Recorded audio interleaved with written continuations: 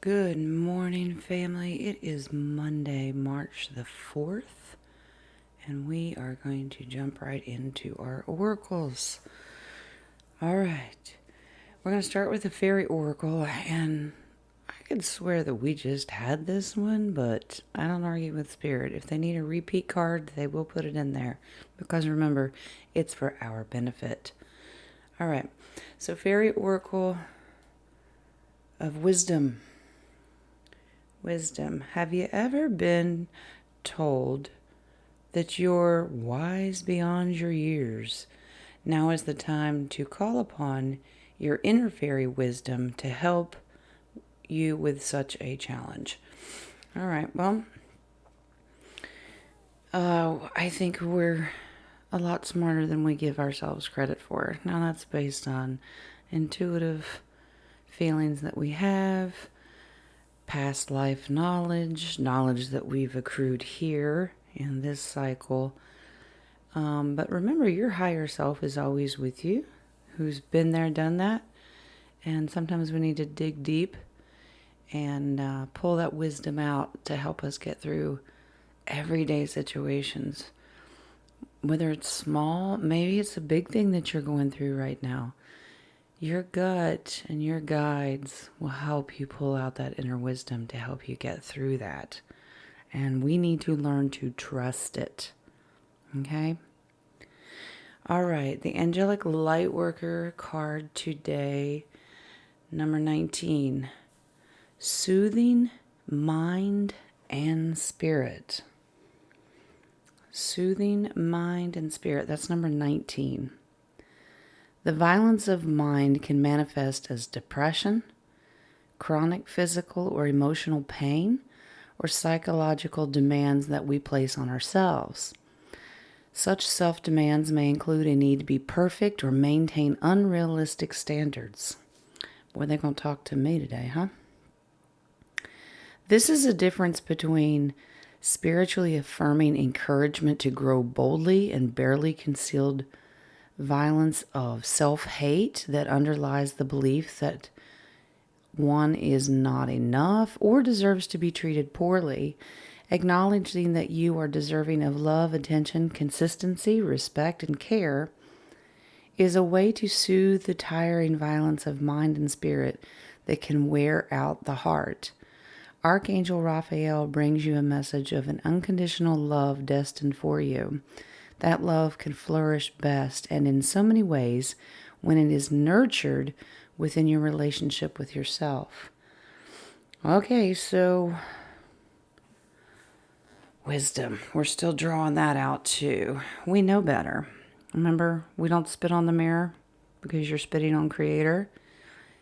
You are deserving. You are loved. You are precious, and that's a good one. We tend to expect too much of ourselves beyond a standard it's just not realistic, and that's our ego. We have to start loving ourselves and have more self-worth to realize we ain't God. All right, we are human beings in these meat sacks that are, through a learning process, are trying to find the inner wisdom, the inner knowledge. But in order to do that, we have to have inner love, inner patience, inner understanding. And those things help calm the soul. Why are we being so hard on ourselves? The way we talk to ourselves, the way we treat ourselves. You know, sometimes we torture ourselves more than maybe society. We cannot keep doing that. We not only lower the vibration and frequency of ourselves, you lower it for the collective too.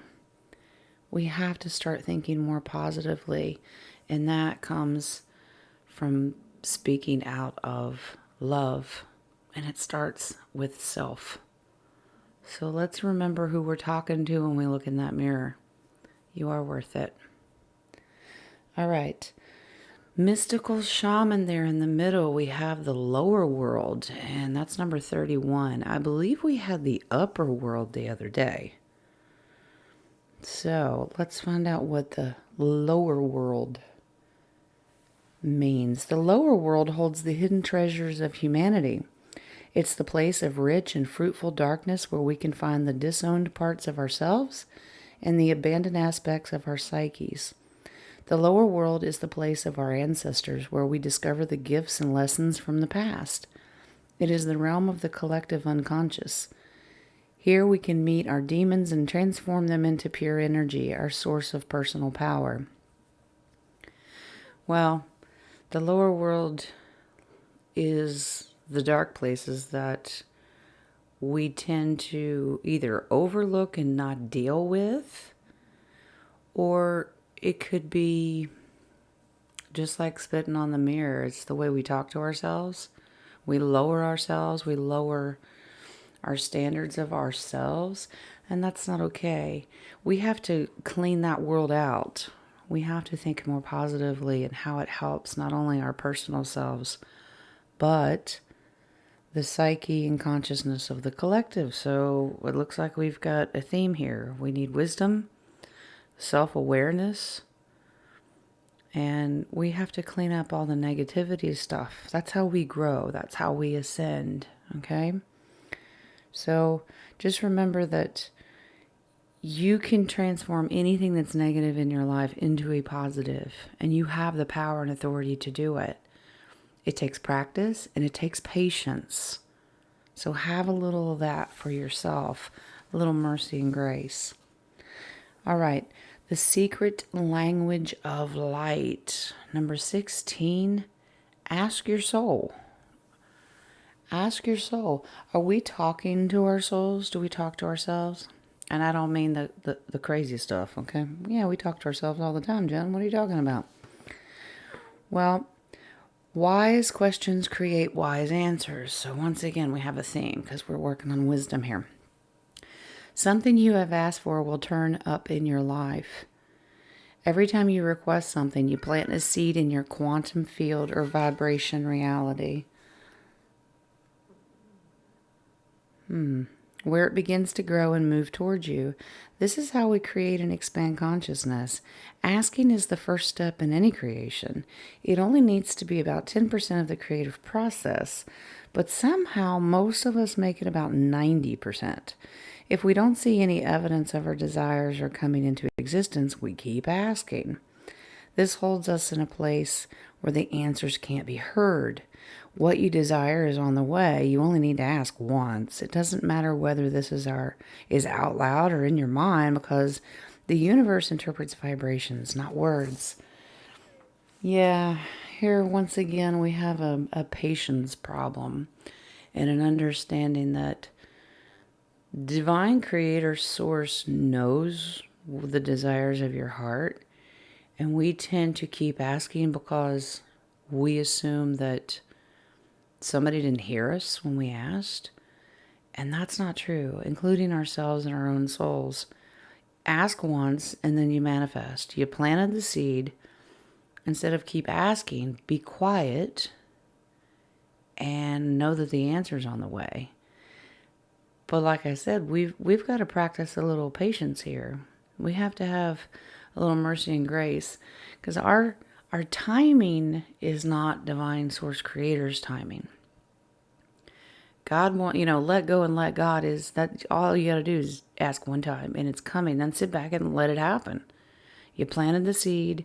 Now all the vibrational energy out of that question needs to be positive, and you need to have patience. I know nobody wants to hear that, but we do. All right. Love and Light Oracle today. A happy home. My people will live in safety, quietly at home, and they will be at rest. It's beautiful. Yeshua is holding the whole world in his hands. And a happy home starts with you. Plant the seed in your own heart so you can have a happier home and be at rest and don't work so hard. They are lecturing me today. You need to feel safe. It needs to be quiet. Yeah, good luck around here. But it's an inner quiet. You know, you can have screaming littles running around. You can have a lot of chaos in your house. But this is really, truly a vibrational feeling in your heart. Know that your soul and your spirit is quietly at rest, okay? And that you have no worries. I know, it's life, Jen. This is going to happen, yeah. But we're manifesting a happy home. And not just your personal home, not just the roof over your head. This is the whole world as a, as a collective. Our happy home, this Gaia, new Gaia, however you want to look at it, needs to be happy. And we can manifest that happening. We have the power to change our home planet. We do. And we've done it because we change timelines all the time. That's how much power and authority we have. So we just need to remember a happy home is our ultimate goal, right? Okay, we have angel therapy today, and this one is Goddess. Express your divine feminine energy, embracing its magical intuition and nurturing qualities. Well, that's true. Women, and I'm not saying that men are excluded from this, because men do have this ability too. It's just the divine feminine tends to have more of it, or at least it's more obvious. So get in touch with your divine feminine, and we tend to be more intuitive creatures, and we of course are more about nurturing and love and affection. Yes, men can be that way, but embrace the difference between female and male, because the divine feminine, it is so beautiful. So is the divine masculine. But today they're talking about nurturing. Let's start nurturing, and we start with ourselves. Okay? All right. That mama bear instinct has to start with you. You got to be a mama bear to yourself and your soul. Okay, White Light Oracle, number 11, Sacred Scar. Sacred Scar. Well, if we're talking about physical scars, I got plenty of those. Don't ever be ashamed of scars, because scars tell stories. They do. All right. Let's see what Elena Fairchild has to say. Your inner and outer scars are marks of your soul's courage. They're signs of strength and survival of your willingness to be alive. The sacred scar speaks of that which once caused pain being transformed into higher knowledge and inner power. Trauma shall be transformed through spiritual initiation, leading you from woundness to wisdom. Once again, we're talking about wisdom today. You have nothing to be ashamed of. You can trust your healing process and in the hidden higher purpose behind things happening as they do. You are strong, and you shall flourish on all levels. Yeah, we got to start talking to ourselves more positively too. But those scars they're talking about are not just the physical scars on the outside, whether you fell down as a kid and scraped your knee, or major surgery. But let's talk about the inner scars that we have, the pain, the suffering. Maybe you come from abuse, or maybe it's from the way you talk to yourself, or somebody talks to you. They create emotional scars, and those tend to be the hardest to heal from. But we always try to look at Divine Creator's purpose for us is to love ourselves and embrace who we are. And those scars are who we are. They made us who we are, and we need to embrace it and be proud of that. That's not a vanity pride. That's just be proud that you're tough enough to have received those scars, survived the scars, and heal from those scars. It's okay. You're tougher than you give yourself credit. All right. Kali Oracle. Number 9. Okie dokie. Skulls and a sickle. All right. Kadga. Kadga. We're going to do the conga. No, Kadga. Okay, well, let's find out what Kadga. That's number 9, by the way. Kadga. I don't know. Here we go. She wields the holy sword of divinity, severance, empowering the soul in radical letting go. Are we still letting go of things? Remember last week? She instills the courage to bear the pain of loss and the wisdom to here's more wisdom. Wisdom to realize the secret blessing that can only arise when we embrace change. Uh-oh. And boy, do I know some people that do not like change. Where our strength of will may falter, she intervenes to ensure we do not sabotage our ultimate fulfillment and spiritual progress. She will not allow our souls to be ensnared in any kind of deception or trapped in fear. She's the liberator, and her sword clears the path, revealing truth. Wow. Remember inner strength, inner wisdom. All right. We tend to, some people don't like change. They will self-sabotage because they can't accept it. And then we complain about why things aren't going. And yet if we just look in the mirror, not spit on it, but recognize who's doing the sabotaging, we could fix a lot of our issues. Remember, sometimes we are our own worst enemy, unfortunately. But mercy and grace, we are a work in progress, individually and as a collective. All right?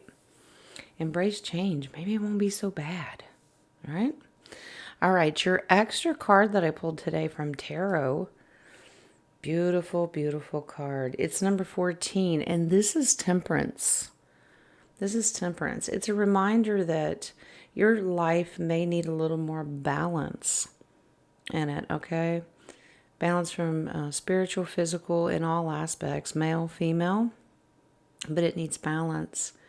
Temperance is about finding inner strength, inner peace, keeping yourself grounded. We're spiritual creatures in a meat sack physical body, and we need to stay grounded in all aspects of that.